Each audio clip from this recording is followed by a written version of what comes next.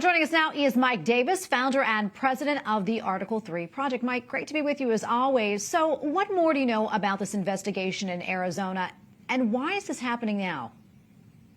This is more Democrat lawfare against President Trump. It's more election interference.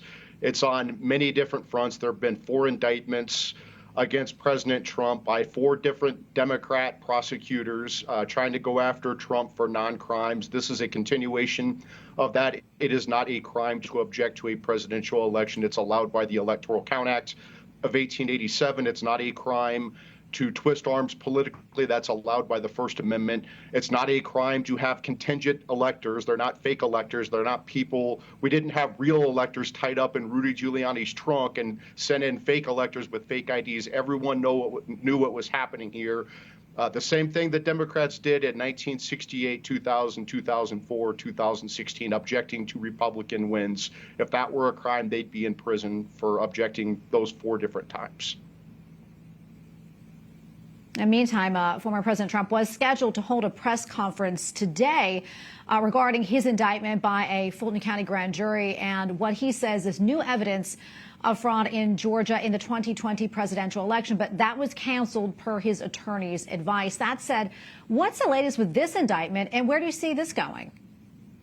Well, I think this is lawlessness by this Fulton County DA, Fani Willis. She's obviously a partisan Democrat operative, and she is continuing this lawfare. There's obvious collusion with Jack Smith and the Biden Justice Department. She was asked about that at her highly inappropriate press conference, and she declined. She talked about just about everything else, but she declined to talk about her communications with Jack Smith and the Biden Justice Department. This is obviously coordinated to go after Trump. They waited 30 months to bring these indictments against President Trump, and now all of a sudden they think they have to rush to hold these trials, 4 different trials in a row, maybe 5 in Arizona, 6 if you include the New York Attorney General with their civil fraud bogus lawsuit against President Trump. So they want to have a 6-front lawfare against President Trump, obvious election interference timed before the presidential election on November 5th, 2024. This is not going to fly with the American people. Democrat prosecutors and Democrat judges and Democrat juries and Democrat hellholes do not get to decide the next president of the United States. The American people get to decide that. You're seeing in the polling that there's rallying support around Trump. I think there's resentment by the American people that these Democrat elite are trying to decide this election for them.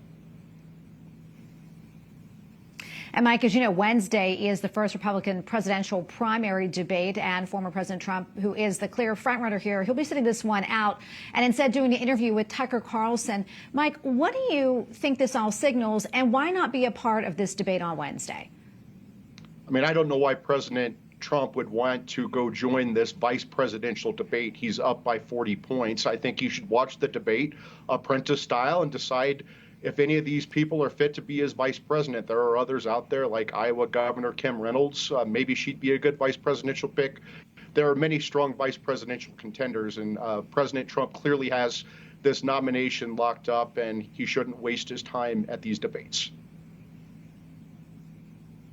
Mike, speaking of the debate, what are you expecting from it, and who do you think will come out on top? Well, I don't know. Like I said, for vice president, I think Kim Reynolds could be the dark horse for the vice presidential pick. She's been a very strong governor in my home state of Iowa. She brings together the social conservatives with the business community and the independents. She'd be someone to look at. As far as the others, who knows? We'll see how they perform at the vice presidential debate. Mike, we have about 20 seconds left or so, but quickly, what else are you following? There's a lot going on, and I would just say to these Democrats who thought that this lawfare campaign against Trump would work out in their favor, they need to remember what happened with Kavanaugh. There were 6 bogus allegations made against Justice Kavanaugh, and each new allegation that came in undermines the ones prior, and Kavanaugh ended up getting confirmed for the rest of his life, and 4 Senate Democrats got sent into early retirement. We could see the same thing in 2024 with Trump back in the White House. All right, going to leave it right there. Mike, always great to get your insights. Appreciate it. Thanks so much. Thank you.